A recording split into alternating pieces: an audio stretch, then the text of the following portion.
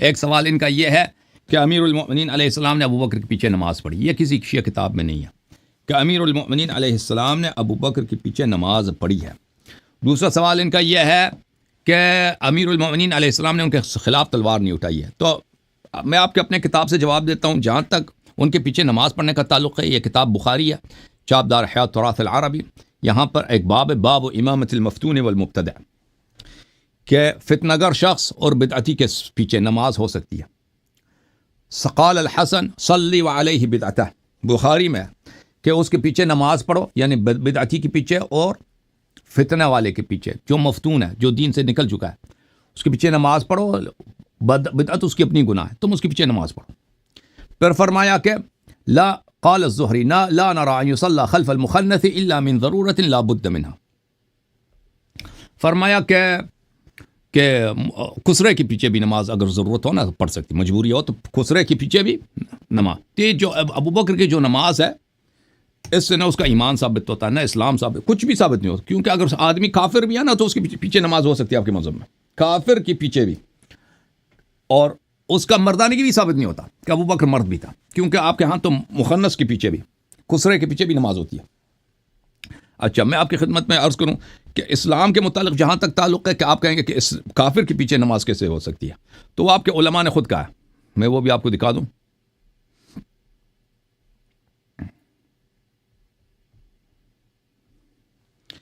یہ کتاب الفصل فی الملل والاحواء والنحل، الجزء الخامس، چاپ دار الجیل، ابن حزم ظاہری، بہت مشہور عالم ہے آپ کا. یہاں پر وذهبت الصحابہ، صفحہ نمبر ہے بلی، الکلام فی صلاۃ خلف الفاسق، فاسق کے پیچھے نماز پڑھنا جائز ہے. یہاں پر ہے کہ وَأَمَّا الْمُخْتَارُ كَانَ مُتَّهَمًا فِي دِينِ مَظْنُونًا بِهِ الْكُفْرُ. مختار جو ہے اس کا دین ہی نہیں تھا اور لوگ کہتے تھے کافر ہو چکا ہے. اچھا، اور صحابہ جو تھے،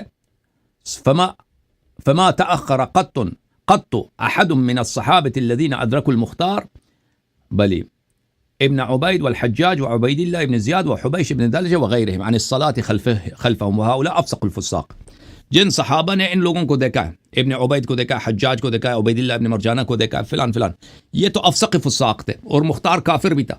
ان کے پیچھے سب صحابہ نے نماز پڑھی ہے. تو آپ کے مذہب میں کافر کے پیچھے بھی نماز ہوتی ہے بھائی. تو یہ نماز پیچھے پڑھنے سے اس کا کچھ بھی نہیں بنتا بھائی. ابو بکر کا اسلام بھی ثابت نہیں ہوتا، مردانگی بھی ثابت نہیں ہوتی اس کی، کیونکہ کسرے کے پیچھے بھی مجبوری میں نماز ہو جاتی ہے آپ کے ہاں.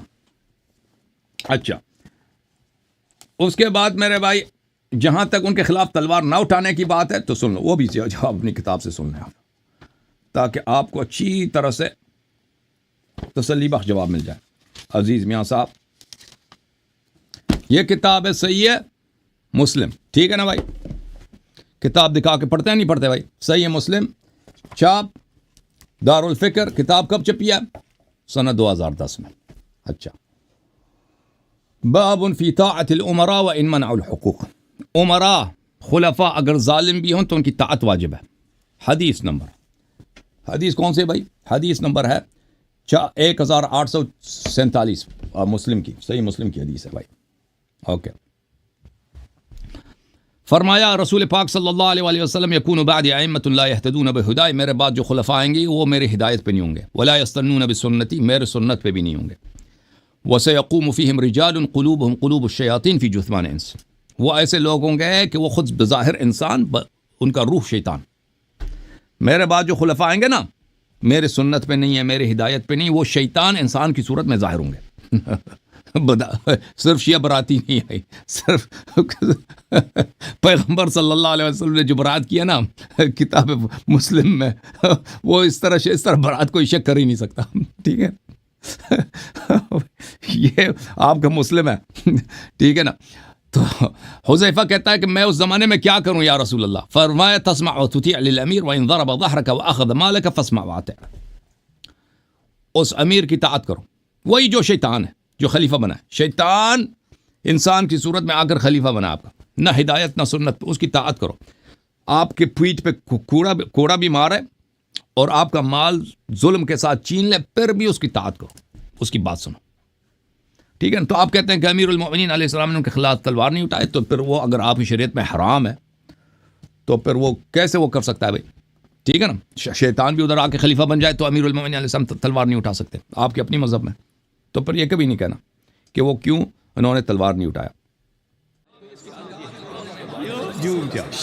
جھوم جاؤ پرواز کرو کیوں فخر سے سر اٹھا کیونکہ اللہ تعالیٰ نے تمہیں انتخاب کیا. صراط حق پر صرف تم ہو, صراط ایمان پر صرف کیا کیونکہ اللہ تعالیٰ نے تمہیں انتخاب کیا. صراط حق پر صرف تم ہو, صراط ایمان پر صرف